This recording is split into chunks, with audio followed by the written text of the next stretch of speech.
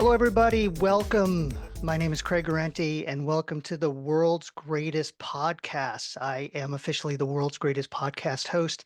And on this podcast, we talk about technology and business and trends and where things are going. And I am really excited for today's guest, Shawn Helms, who is an amazing attorney with NWE. And we've worked with Shawn many times. I've seen him kick butt on some audits and compliance issues that our customers have, and he has written extensively on the topic of today, which is AI. So Shawn, welcome to the show. Great, great. Well, thanks, Craig. Nice to be with you, and happy to chat about AI. Which I have to remind people that I do more than just artificial intelligence because it seems like that's all I've been talking about for 3 years.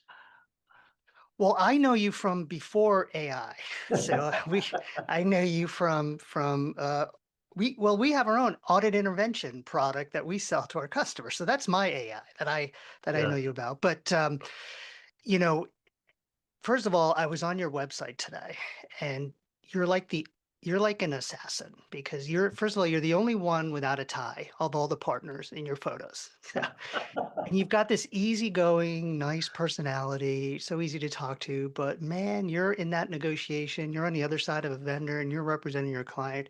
And I see you go for the kill, which is why we work with you so much. And so thank you for that partnership and sort of Of thank you for course. taking care of clients that way. Um, one of the things that I wanted to talk to you about was obviously AI, and you have written a treatise. And for those watching the video, there's a picture of the Yeah. cover. How the heck do you decide I'm going to write a treatise on AI? Like, what was the motivation there? Yeah, well, so we just got the hard copies in actually. So this was released on July the 15th, so very new. It's a treatise called AI Law and Business, published by American Lawyer Media, who is one of the largest legal publishers in the United States, under their new brand, Law.com Scholar brand. So yeah, and I mean, truth be known, Greg, while I'm really proud of the work, and it took a little over, 2.5 years of active work to complete, I actually signed the contract to do that book in 2019. Wow. In late 2019, I submitted a sort of comprehensive outline, and myself and Jason Kreezer, who had written a legal treatise before on outsourcing, we sort of identified AI as the next sort of big thing to impact our profession and the law and society at large. And so we submitted this comprehensive treatise. We started working on this. We produced a few chapters, and then COVID hit. And so they came back to us and said, would you write a little bit of a different book? Because no one is thinking about AI. Everyone is thinking about force majeure, because Mhm. the question during COVID was, hey, none of us can perform. Are we excused under our contracts? Is this an act of God? Is this would this qualify under the force majeure provision of a contract? And so we said, okay, yes. And we sort of mobilized a team, and we wrote a book for ALM that was a survey of all the force majeure provisions in the United States and around the world, actually. And so we put the AI book a little bit on hold. And then I remember the day I used an early version of ChatGPT.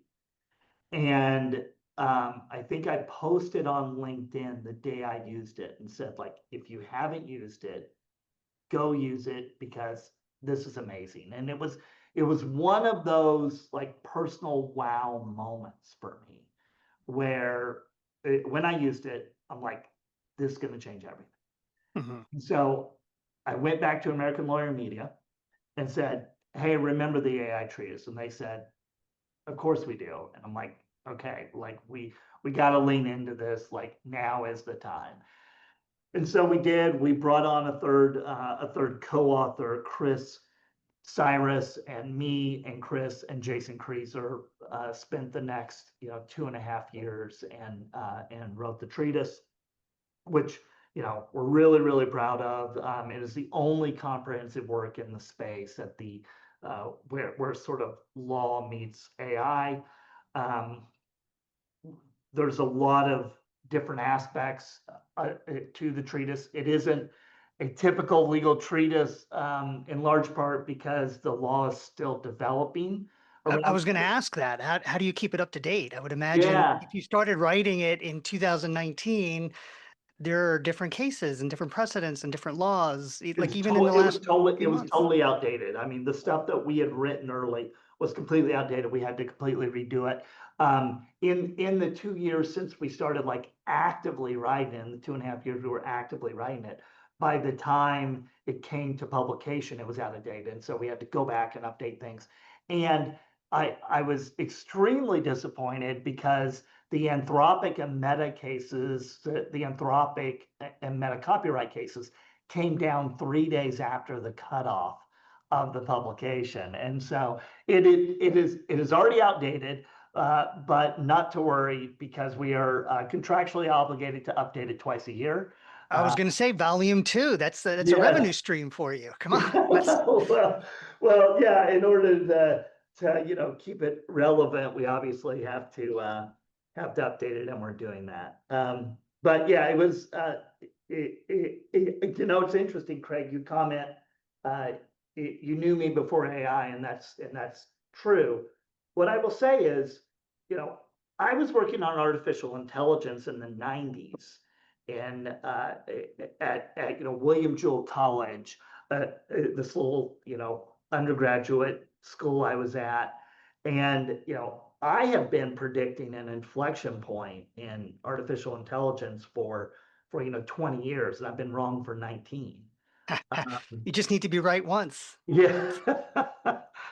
And so like I mean AI has been around, but it's really been um sort of traditional or sort of predictive AI, right? And it was always the land of the computer geeks. Like Right. it wasn't really in the public consciousness in the way it sort of sprung on all of us when generative AI came about, and that was really the magic, where it was human input and very very human like output Mhm. that like it gave us a sense of sort of like usefulness and connectivity and imagination as to what this could really do. And I think it really democratized the technology in a way that now, anyone can sort of imagine what the marvelous use cases might be.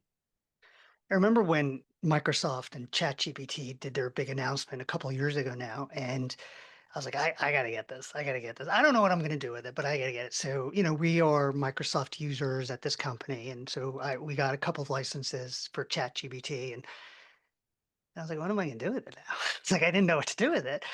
But now you sort of as I'm seeing it, so a few weeks ago, I was selling a car and I was like, I want to sell this car.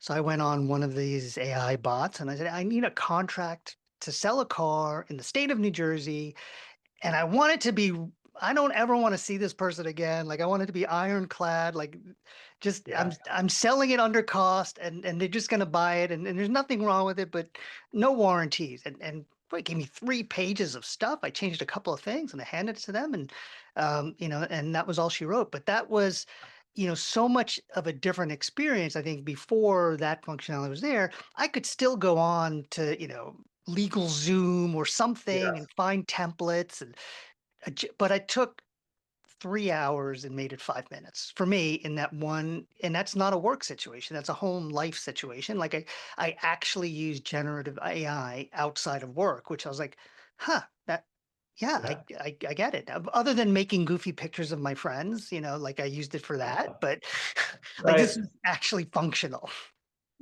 I think I've a good part of my identity now is sort of, tied up in this technology. And people often ask me like, well, what do you use it for? Or how should I use it? Or what should I be thinking about? And we are obviously leaning into it at McDermott Will and Emery, and we're using it for a number of different things. And we are struggling a bit as a law firm as to how to put the appropriate sort of like boundaries and guidance around this, right? And so I'm working very closely with our general counsel's office, and we're trying to be smart with the idea of like smartly steering this, right? And one of the things I always tell people is um, use this as a co-intelligence. Like whatever you're doing, pause and think, could AI help me do this task in some way? Can it make me better? Right? Like this is like your very smart roommate in college that like is just hanging out, and you get to turn to him or her and say, hey, what do you think about this, or can you help me do that, or can you do this other thing, right? Like, and so truly like getting in a mindset of using it as a co-intelligence and is I think the right way to think about it. And Mhm. actually if you do it that way, it doesn't really require training. It just requires sort of diving in and trying. So we did, and so my question is going to be, how do you know when you're getting good information or bad information, even when you pause? And I'll sort of give you a little background here. I remember I was watching this video from like the early 90s, and it was this guy who had a special on television. He was a news reporter, and it was 30 minutes long, and he was going to talk about how to find stuff on the internet. Mm. And then, so it was him today and then him looking back, and boy, doesn't this look stupid? Like, why would I ever watch someone surf the internet? So I was like, oh, we should do a podcast like that. So we did an episode a few episodes ago with me and a couple of the team from Palisade. And I'm like, this is interesting now, but in 10 years or 5 years, this is going to be the stupidest podcast ever, where we are asking AI questions like, the vendor wants me to run these scripts in my environment to show that I'm in compliance. Should I do it? Like we're just asking these basic questions. And some of the answers were spot on.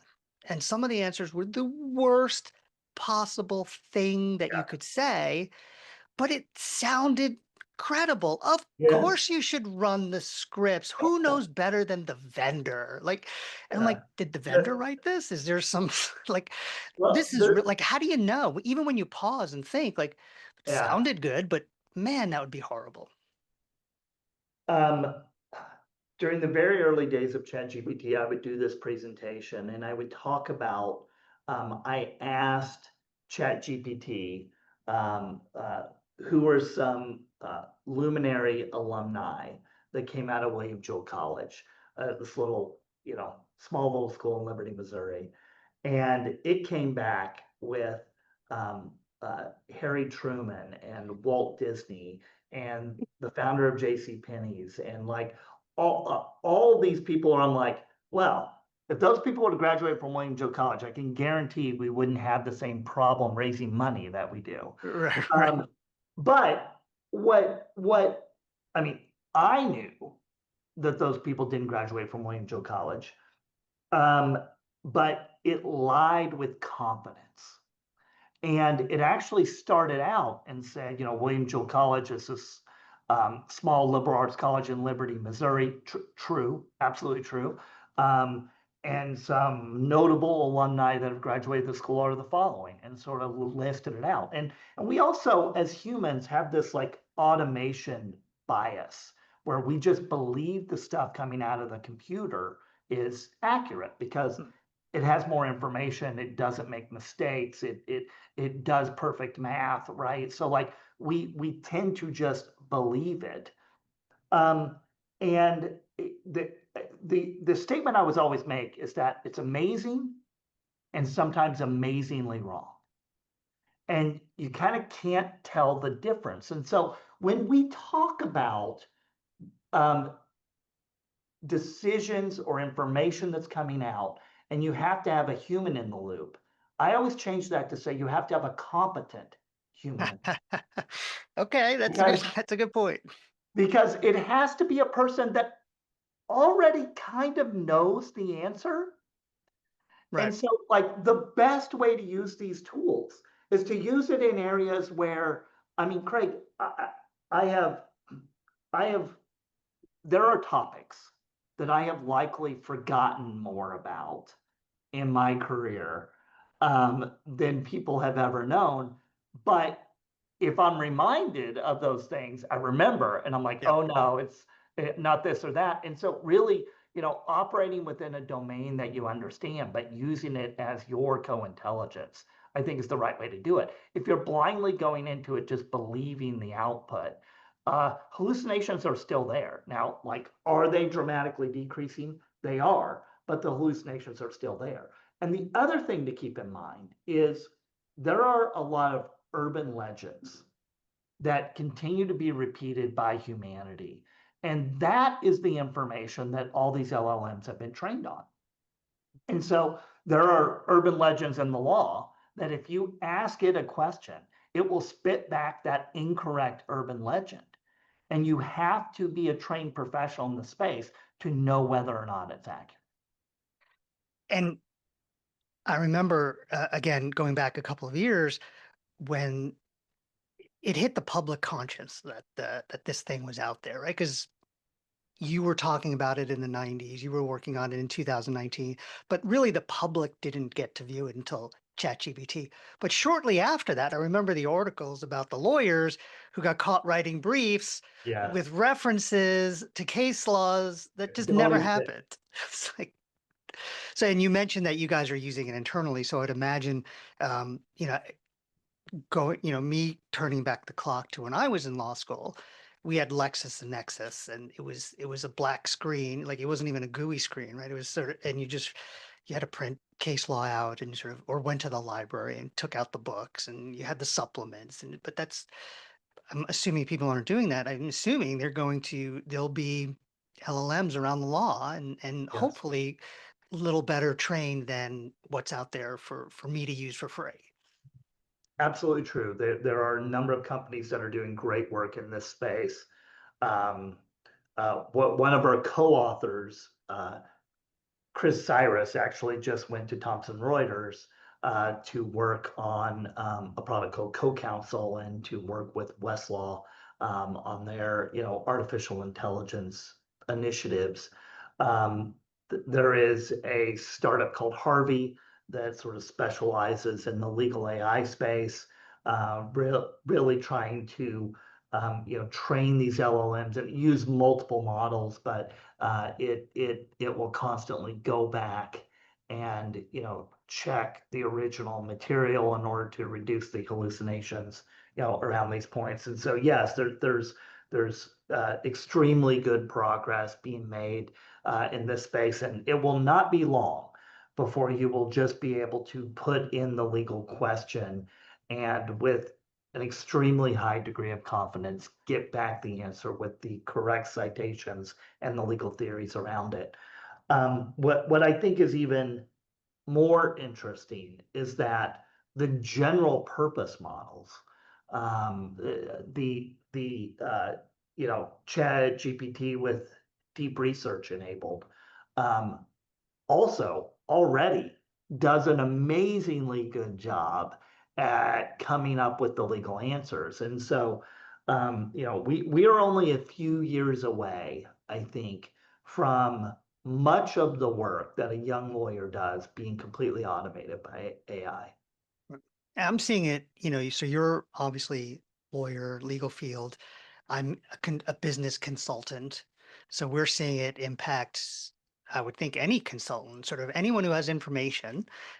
It's your business, your world is changing. Like it's even changing from the marketing perspective, right? Where we used to, and we still focus on SEO, making Mhm. sure like if you do a search, but I just know personally, I'm doing a lot more questioning of AI than I am searching on Google. right? It's just, Yeah. I need a I, contract, do this, or, I did, how's that ball game going? Like, what's happening, right? Because it'll give you a couple of yes. paragraphs versus a link to a website with a box score, right? It's a little more human, like you said before. Have you used a product called Perplexity? I have not. Okay, okay. Go check perplexity.ai. They I think a lot of people would refer to Perplexity as sort of the Google killer. They are optimized for knowledge acquisition. And so anything that you would Google, if you go to Perplexity, it gives you the answer as well as these citations to where it got that information from on the internet. But it's really an amazing tool. Um, the statement you made, Craig, about uh, you, I'm in the legal field. I just said a lot of what a young lawyer would do will be automated. You think a lot of what sort of business and technical consultants provide advice on today will be provided tomorrow by AI. Um, the statement I like to make, and I think this has profound impacts on our economy, but the statement I like to make is that the cost of knowledge acquisition is quickly moving to zero. Yep. And that in a knowledge economy, if the cost of knowledge is moving to zero, what does that mean? And what does that mean for white collar professionals? What does it mean in all sorts of different areas? I think we don't know. And I think we are just starting to see the impact of this. I think it's incremental, but I think it's coming, and I think it's extremely real. So, and I see this. So I have my son is 17 and he's in high school looking at colleges, and just like the way he uses technology is so different. And what you said in terms of the cost of knowledge acquisition is zero. Again, before ChatGPT and all this came out, I was always say to him, you don't understand the value of this information. You have the entire world's history in your pocket. So, to find something out for you is very easy now. There's no cost to him to learn about, whatever. He just find it out and, do a Google search and now do a Grok search or Perplexity search or anything like that. So I think we are, as in white collar roles, trying to figure out where is this going, staying in front of it, staying on top of it, making sure we understand it. Like, I think if you turn a blind eye to this, you're going to get steamrolled. Yeah, I think that's absolutely right. And many people are worried about their jobs. And of course, jobs is one aspect that this is likely to have a big impact on. But I think AI will impact every area of society in ways that at this point we can't even imagine. I will say uh, on the jobs point, um, when I talk about AI, and I have a number of different presentations I do on this, but at the end I always put up two slides, and one slide is what looks like this like perfect utopia, and I call that the technology utopia, and the other is a picture of the Luddites, and they're sort of destroying the textile mills, and so the question is like, is this a good thing or a bad thing, right?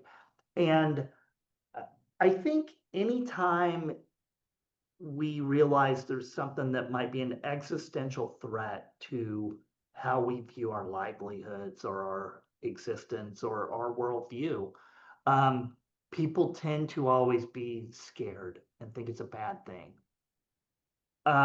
And it might be. I mean, there's a lot of smart people that believe that AI is an existential risk to humanity, including Stephen Hawking's and including I mean, lots of people. Um, but I tend to look at human history and see that technology has always helped us. and made us better and improved our lives. And when they invented the combine, or other tools to help harvest, um, before that, most of the jobs were people, out in the fields harvesting, doing agricultural kind of work. And they couldn't imagine what kind of jobs they might have in the future at that time. And of course, it's scary, but humans are extremely resilient, and we've managed to adapt, upskill, and determine other ways to make people productive and to produce capital. And I tend to think that that'll happen. I'm also probably biased because one of my undergraduate degrees is in economics, and economics is the study of the distribution of scarce resources, and the idea is that the world has a scarce number of resources, and how do you distribute those? And if you studied economics, you'll know that the only thing that pushes that supply curve to the right is technology. Yep. And when that happens, supply goes up and price goes down. And it is a good thing. And that has been what we've seen throughout the course of human history. It's sort of like I'm thinking, when because I'm with you with that. We don't know. Like, there's gonna be good and there's gonna be bad. It's like Yeah. TNT. Many great things happened through TNT. We cleared pathways for roads and bridges, and many Mm. bad things have happened from TNT. And sort of how we use it is going to be reflective. For us, and I think for a lot of folks in the white collar world, this is an analogy because people will say to me when I get on sales calls or I do webinar, like, you give away too much information. You give away too much information. I'm like, listen, it's like playing golf. I tell people, hit the ball down the middle, put the ball on the green, and in one putt, you always get a birdie. Like, I can tell them that. I can tell them how to play any course, whatever, but can they do it, right? When I look at our roles and sort of maybe your role or other white collar, it's like helping people actually accomplish those things. Here's all the knowledge, but have you done it, right? Have you done it? So your point to, a lot of the um, lower level legal tasks or entry level legal tasks, not lower level, maybe that goes away. Maybe it forces people to get into more senior decision making thing because they're going to have more information available to them, right? Again, Yeah. I'm looking at my son and he thinks differently than me, right? And it's sometimes that's great and sometimes I shake my head, but it's he will be a better processor of all this technology in 20 years than I would be for sure That's, because he's comfortable with it. He uses it. Like, so I'm not as worried. Here's what I'm worried about. I'm worried about um, the creators. Like, you just wrote a mm, book. mm. Is someone going to suck all that up and, hey, give me a treatise on AI, and it's just going to spit They out your are. book? Yeah. I mean, they are. And uh, a month or so after I first used ChatGPT, I published an article in Barron's, um, uh, talking about. I think the title of the article is something like "Copyright Chaos," and what I was talking about is that um, the output of Gen AI is not protected by copyright, and the input has been trained basically on the backs of all of this previously copyrighted and protected material.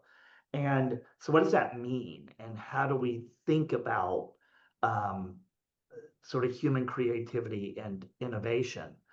um, there is a clause in the Constitution that is the intellectual property clause, which basically granted Congress the right to pass laws in order to motivate human creation and invention. And it allowed Congress to pass laws to give creators a monopoly on what they create for a limited period of time, right? And we got our copyright laws out of this, we got our patent laws out of this. And I think those laws are going to be challenged in the Mhm. future. And I don't mean challenged in a legal way. I mean challenged in that we now have this tech that operates a bit like the human mind.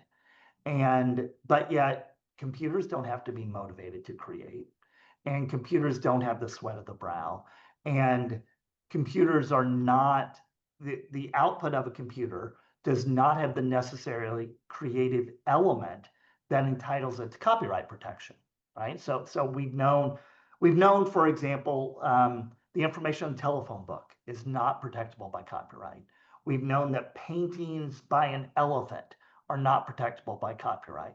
Like why is that? Well, because it requires human creativity. Mhm. And those two elements, one must be human, and two, it must be creative. If it's not human and if it's not creative, it's not protectable under copyright. So output of ChatGPT is not protectable by copyright. Okay, what does that mean? When every single thing we author from now until we die will have an influence of artificial intelligence, whether it is recommending the next word, or whether it is producing entire chapters. The AI is going to co-create with us. Well, how do we divide out the part where human creativity stopped and artificial intelligence began? And then you take that a step further and say, well, what about when AI gets integrated into our brain? The And like, neuro implants, yes. yeah. I mean, like, where does this stop, right? And so I think we have a massive challenge around our intellectual property laws. And what I put at the end of my Barron's article, Craig, uh, this was a few years ago, is I think this is the inflection point where we need to go back and think more carefully about our copyright laws and our intellectual property laws. Um, because the way we do it isn't the only way. I mean, countries like Ireland and the UK protect, from a copyright perspective, output of artificial intelligence. I mean, is that the right answer? Maybe. But, I think that we have to go back and think about IP completely differently. Is there a parallel? I was thinking about the when Uber first came out. So when Uber first came out, it's amazing technology. Everybody now uses Uber or Lyft or Waymo now with self-driving. But in New York City, they didn't allow Uber, right? So you had this entrenched industry of the medallion owners, taxi cab owners, and Uber just went in there and said, "Well, there really are no laws around this, so we're just going to do whatever we want to do, and the laws will eventually be forced to catch up with us." Right? Is that sort of what we're seeing now? Like it's the Wild West, and then big companies are going in there doing this stuff, saying, "Listen, we're using and leveraging the technology, and laws need to keep up with this." And sort of, Yes. I would imagine at some point they're going to be, um, you know, I think Uber was a big. If I remember the history here, they were against any regulation, and all of a sudden it was like, no, we need to have this really regulated because now they had a business model that people were hooked on. Is that what we're going to see here with AI? Is that a similar, am I right in thinking that way? Um, a few thoughts. Uh, yes, industry is just going to charge forward on this, much the way we did when the internet first came about, where it just sort of like charged forward, and the tax laws were struggling to keep up, and all of our, like, the way we thought about copyright and the dissemination of information, and like all of that came slowly after the technology had already charged forward. Uh, and that's what we're going to see here. Like, no one is going to wait for regulation. And um, I think we saw, well, we have sort of the EU AI Act, and that's taking sort of one approach. We had the Biden executive order where President Biden was taking, I think, a bit more of a cautious, measured, and maybe regulatory heavy approach was on the horizon. And we have since seen a complete 180 on that in the past uh, week here, with the Trump administration coming out Yes, with The that, American in the Action Plan, race. the AI Yeah, Action Plan. America's AI Action Plan. Um, and that was honestly sort of a 180 from the Biden executive order, which was repealed on day one of the Trump administration, by the way, which was a campaign promise that he would repeal that. I also think it was telling that many of the tech leaders, including AI leaders, were at the Trump inauguration, sort of signaling a bit of a different partnership, one between the Trump administration and to the promotion of artificial intelligence. Um, if you read the America AI Action Plan, there are three sort of thematical elements. One is to support the development of AI quickly. Um, we view this to be a massive arms race.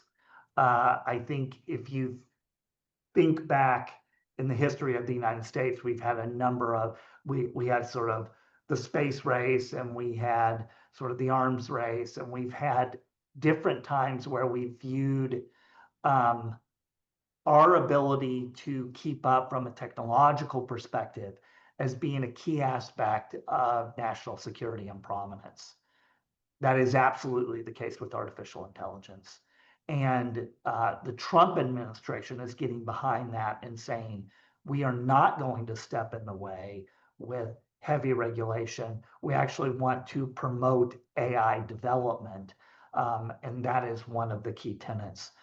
Two is to promote building out an AI infrastructure or a digital infrastructure. So you have to have the power, you have to have the computers and the chips, and you have to have the connectivity, and all of these things. If you think about just the United States power grid, like we are not sort of well equipped to handle the massive developments that are going to be needed from an AI perspective.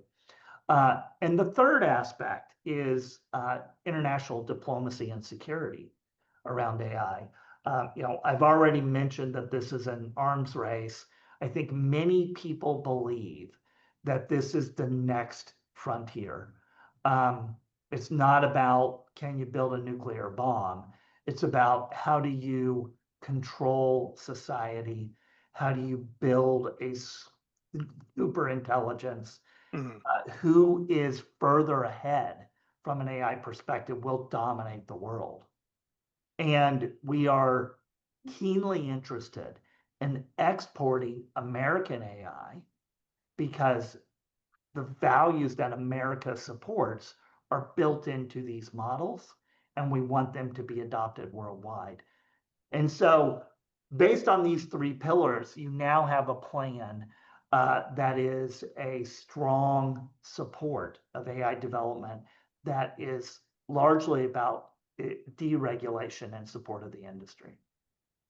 Well, I hope that's right. I hope it plays out that way because I think, this is probably in my lifetime the second big thing. Like the first big thing was the internet, Mhm. from a technology standpoint. That was life changing. That sort of, and what you were saying before about sort of the internet, um, social media having sort of American values, right? And then I remember as things like Facebook and Google tried to go to China and sort of it was locked out or it had to have restrictions. And I even see like, Apple TV canceling shows because it's going to offend someone somewhere Yeah, else. And so I hope that we win this arms race. And I hope that maybe, um, although I'm not hopeful that, I think the Chinese will have one set. You ask it one question about Tiananmen Square, it's going to come up with an answer, yes, and ask it here, and they're both going to sound very different yeah. from one Well, another. but what I think is interesting is that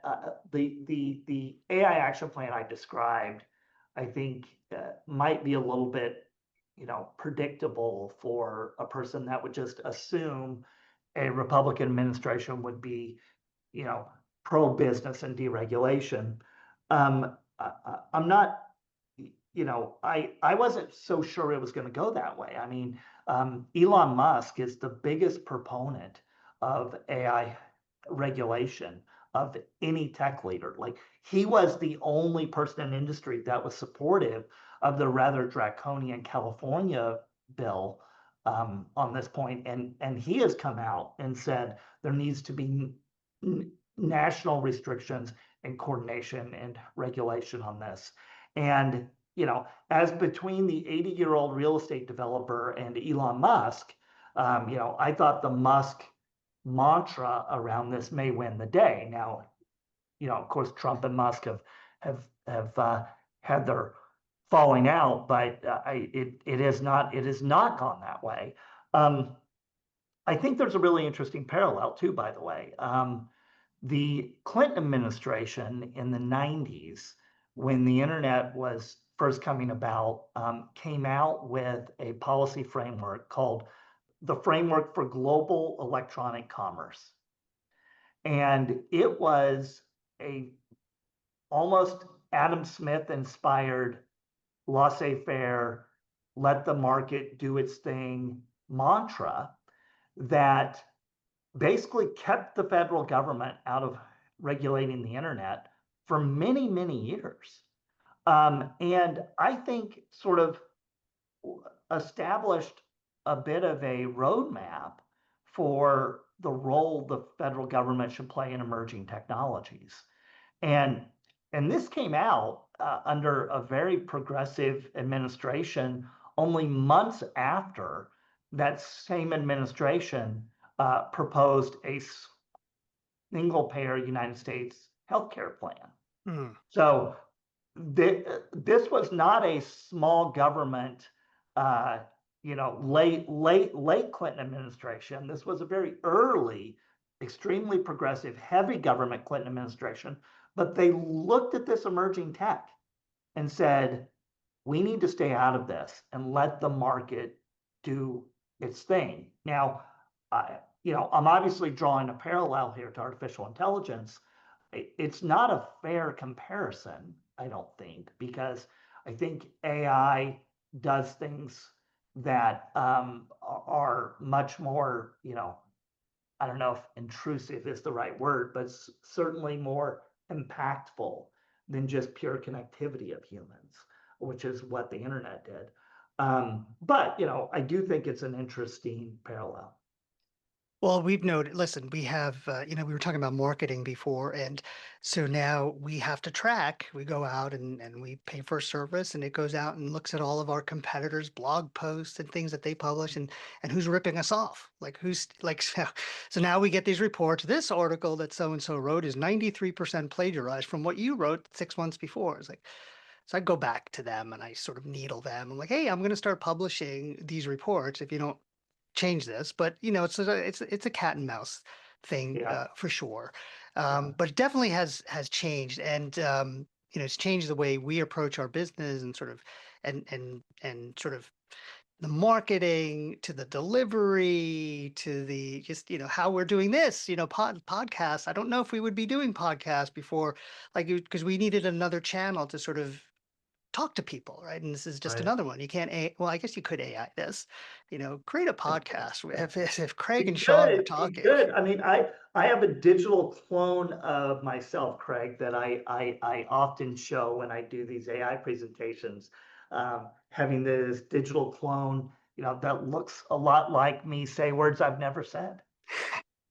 I have an avatar that they won't let me use when I join Zoom calls. They said it's scary and horrifying, and you cannot show anybody. But Shawn, I could talk to you. I didn't even get. I think we got to my first question. Seriously, I don't think we even got down my list, and now I have action items to go look at things. So thank you for all of that, and thank you for your time. But I do want to talk about one more thing that's even more Hmm. important than AI, and that is uh, the Helms Hope Foundation. I sort of wanted to give Yes. you an opportunity to talk about what you're doing there and sort of how you are impacting, definitely in a good way, people's lives. Yeah. Yeah. Well, thanks a lot. Yeah. It's so back in 2019, my son Sean Jr. died of melanoma, and from the point he was diagnosed to the day he died was 120 days. Wow. And it was, absolutely devastating for us. And I remember when the doctor came in to talk to us about his diagnosis, and the doctor told us that it was melanoma. My immediate thought was, oh, good, that's skin cancer, because I had no appreciation for how deadly it could be.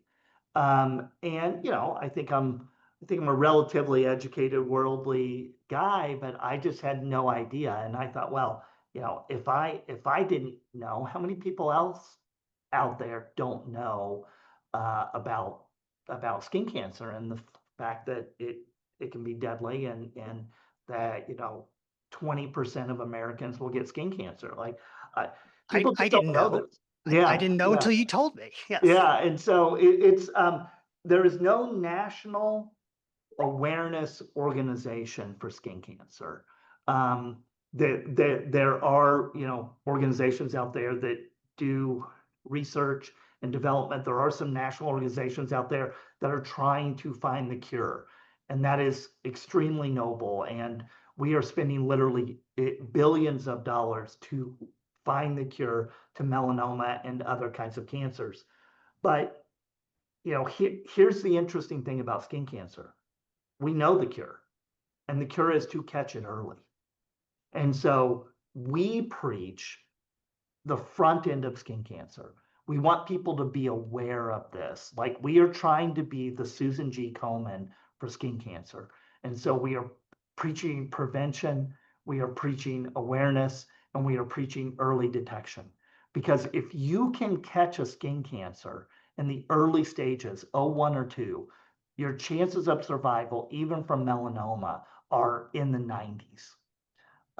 But if it goes to stage 3 or stage 4, your odds of survival drop dramatically. So we are trying to get everyone to go to the dermatologist one time a year. Um, and And you got me. I never went to the dermatologist. I'm like you. I feel I'm a pretty sophisticated, educated guy. I go to the dentist all the time. I go to the yes, heart doctor. I never went to the dermatologist until you and I learned about what happened with your family and that uh, horrible situation and with the program that you started. And then we talked about it. It's like, I got to go to the dermatologist. So thank you for that. no, of course. And thank you for doing it, and thank you for telling other people, Craig. This is honestly what Helms Hope is all about. And if I could get everyone to go into the dermatologist once a year, we could basically cut skin cancer deaths to zero in the United States of America. But I also know that my dentist can't get me to floss. So I know changing human behavior is hard, Right. but there are massive consequences here. And so at Helms Hope, we preach, put on the sunscreen, stay out of the sun, get to the dermatologist once a year, and just be aware if you spot something on your skin that looks out of place, it looks a bit odd. Please get into the dermatologist and get that checked out, because if you catch it early, it's no big deal. I mean, that's the amazing thing, right? If you catch it early, it's no big deal. And is there a website people can go to get more information? There is. There is helmshope.org. Helmshope.org. Awesome. Great organization. Thank you for the work you do in the community, for our clients, in the classroom now with your book. So you've got a lot of things going on. And if anybody wants to get in touch with you, the best way to do that is how? Yeah, you could just Google me, but mwe.com is our website. I should also put in a little bit of a plug for ailawcenter.com. ailawcenter.com. Um, that is our knowledge sort of repository for everything artificial intelligence and legal related. Our books up there, our AI toolkits up there. But ailawcenter.com is where we direct everyone, and you can find my bio there. Awesome. Well, again, Shawn, I have to say today you were the world's greatest podcast guest. So thank you for that. And thank you everybody for your time and listening. And we'll see you next time. All right, thanks, Craig.